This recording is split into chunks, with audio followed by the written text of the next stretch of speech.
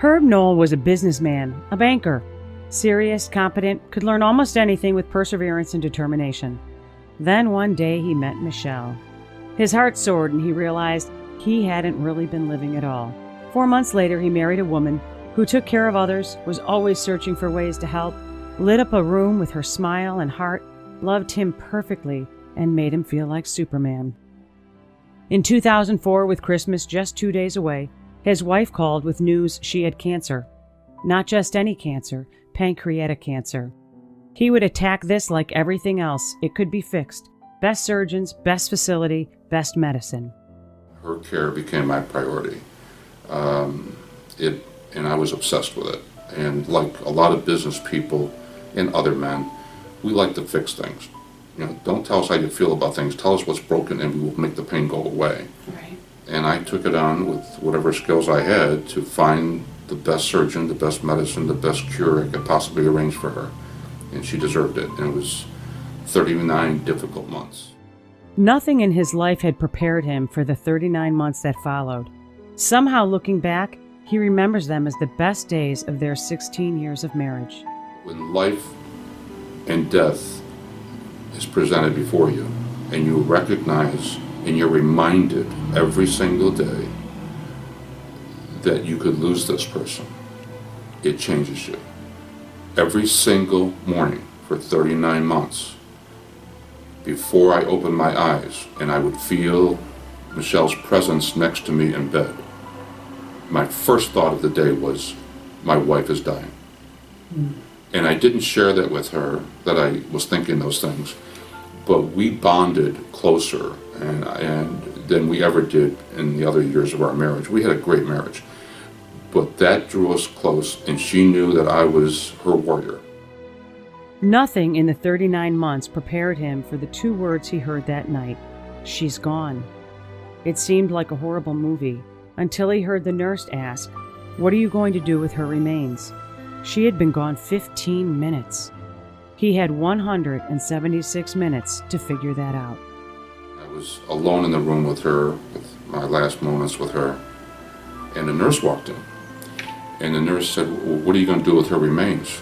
And I said, "Well, I don't know yet. She died 15 minutes ago." And the nurse said, "But you must remove her remains by midnight because your insurance doesn't cover tomorrow." And I said, "Well, don't you have a morgue?" And the hospital spokesperson, the nurse, said, "No, you need to remove her remains." And I was new in San Antonio. I'd only been there for about 6 months and didn't have any idea where to turn. So I went out to this nurse's station and grabbed a book, a yellow page book, and started looking for someone to try to come and get my wife's remains. After 39 months of stress, caregiving, and heartbreak, Herb collapsed in the driveway. I pulled in my driveway the very first day after my first day back to work, and I collapsed in the driveway. And my son arrived home shortly thereafter and found me on the driveway and raced me to the emergency room. And I was sitting on a gurney in this emergency room, and the doctor's on my right side and my son is on my left side. And he looks to the doctor and he says, "I can't afford to lose 2 parents in 1 week."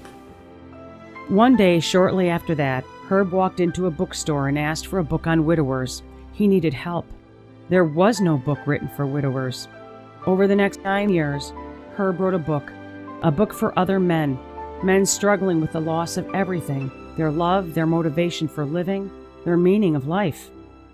The superhero in all men vanishes, and you become extremely vulnerable. Because men are raised to think that boys aren't allowed to cry. So they have to hold everything in, and they do it in the shadows instead, because they don't want to reveal too much to the people around them, their community, their employers, and others. There were 40 men in my book that I interviewed over 9 years with very personal questions. 3 of them decided to back out. So my editor very astutely asked me one day, "Go find out why they backed out. Let's see what they're thinking." The first man said to me, "It's too painful to have these conversations with you." The second gentleman said, "My new girlfriend doesn't like me to talk about my deceased wife." So I told him to get a new girlfriend. Yes. Good advice. But the third gentleman really nailed it. He said, "It's not manly to have these conversations with you." And therein lies the core of the problem. Yeah. Because men do not believe that they have permission to grieve. And if they don't respond quickly after the loss, then people think less of them. Yeah. Like, what's wrong with him? What Herb Knoll built was a network for men to connect, the Widowers Network. 1 in 5 men will become widowers, 420,000 new widowers each year, 2.7 million widowers in the United States. 65% of them will have a life-threatening illness within 12 months of their loved one's death, 3 to 4 times the suicide rate than married men. Increased heart attacks, hypertension, diabetes, increased substance abuse with alcohol and drugs. Herb Knoll has written an instruction book for men who are going through these difficult days, or the people who want to help but don't know what to do. One day, love walked into his life again. Maria.